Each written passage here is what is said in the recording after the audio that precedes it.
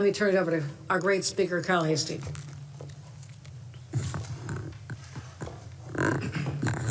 So thank you, Governor, and thank you to our great colleagues from the great state of Texas.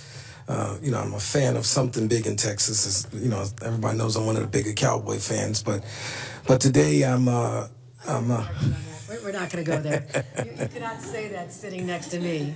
I'm a Bills fan as long as they don't play against the Cowboys. But we're here for a serious moment in time, and all things are connected.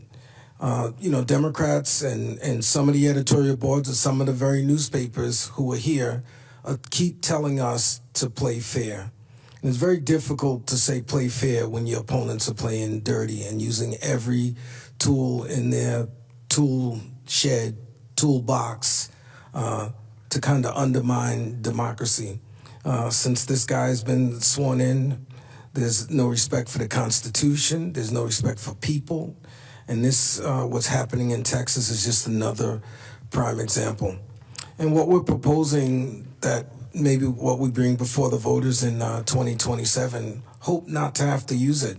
But sometimes the best way to get a bully to stop being a bully is to remind them that they could also be bullied. So perhaps the Republican members of Congress here in New York could say to their Republican colleagues in Texas, hey, slow down on this because this can also affect us. We'd like the world to play fair. Democracy should be fair. But what we're learning, and again, we're only, God help us, 8 months into this horror movie of this presidency administration is that big disgusting bill that they're trying to fool people that thinks is good. It's just nothing more but just another giveaway to the richest of the rich in this country. And so they're trying to fool us by saying, well, we're going to go on with gerrymander and take out Democrats. And you'll hear from, my good colleague, Representative Jones will tell you the members of Congress that are under attack and who they're looking to get rid of. It's just unfair. It's sickening. Like I said, it's really like being in a bad movie of just a hostile takeover of what is supposed to be the greatest country in this world. So sad that we have to be here. But I say to all of you, all of the press here, your editorial boards, keep asking us to be fair and play fair. And I think that's the wrong thing to ask us to do. So with that, I'm going to turn over to my colleague, the leader of the Democrats in the Texas House, Representative Plesa. Thank you, Governor, and thank you, Mr. Speaker. My name is Mihaela Plesa, and I proudly serve as the Vice Chair of the House Democratic Caucus and the constituents of House District 70 in Collin County. I just want to thank you for standing with us today and for your leadership. Your continued support reminds us that the fight to protect democracy is not confined to one state. The fight is for all 50, and I'm proud to stand with you. I'm joined here by my colleagues of the Texas House Democratic Caucus, public servants who came to this work not to chase power, but to protect people. I'm proud to stand beside them in this moment of national urgency. But before we get into the redistricting crisis in Texas, I want to acknowledge something else that we share in common that connects us, and that's the recent flooding that happened in both of our states. New York just experienced flooding. They put people over policies, and they declared a state of emergency. In Texas, today marks the 1-month anniversary where over 130 people died, the majority of them being children. An incident that our governor has still failed to attend any funerals for the victims. People are rebuilding their lives. Their homes have been destroyed. They're burying their children. Some of them only have the snuffies that their children were clinging on to for support. Did you guys know that there's a nonprofit that's been started in our state that's trying to help parents find those stuffed animals because it's the last thing their children had? Today on the House floor, House Republicans did not want to put flood relief disaster relief. They didn't want to do anything for the people of Texas.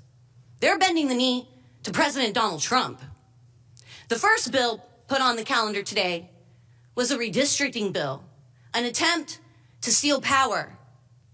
This cannot be allowed to stand. The playing field has changed, not just for Democrats, but all Americans, and it's time to meet them on the new field. Governor Abbott formed a select committee on redistricting. That committee held 9 meetings. We also had a committee on flood relief. That committee only held 2 meetings. That shows you what our governor is focused on, what House Republicans are focused on. It's not the people of Texas. It's the people in power and how to keep that power.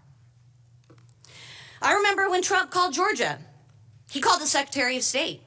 He told them, I need to just find 11,780 votes. What did Georgia say? No. Well, Donald Trump called our governor. And he said, I just need a small change. I just need you to send me 5 congressional members. And what did our governor say? Sure. Give me a minute. Coming right up. We were sent to the Capitol to serve the people, not political parties. While Texas are waiting for relief, Republican leaders are redrawing maps to silence voters, hijack our democracy. And this doesn't stop with Texas. If Trump and Abbott secede, it will, give them 5 seats. But then, where else do they go? Ohio? Missouri? Any other Republican legislature with Democratic congresspeople? They're on the chopping block too. Is that fair? Is that just? The fight isn't just about lines on a map. It's about lives on the line. That's why we're here. That's why we're fighting. It's about democracy. It affects every single American. We need Democrats across the country in state houses, in Congresses, in communities to say loud and clear, this is not who we are. And this is not what we will accept. This is a rallying cry. This isn't just about the people who voted for us. It's about every American who believes that the power belongs to the people, not one man, not a king. And I will not allow this one man to rewrite the rules of our democracy behind closed doors. This is about representation, about fairness, and about the integrity of our elections. We are not here to resist. We are here to fight. And we are asking for your help in this fight. Thank you so much, Governor. Thank you, Mr. Speaker. Thank you. We'll take questions now from the press. And again, you can hear the depth of passion, how strongly people feel about being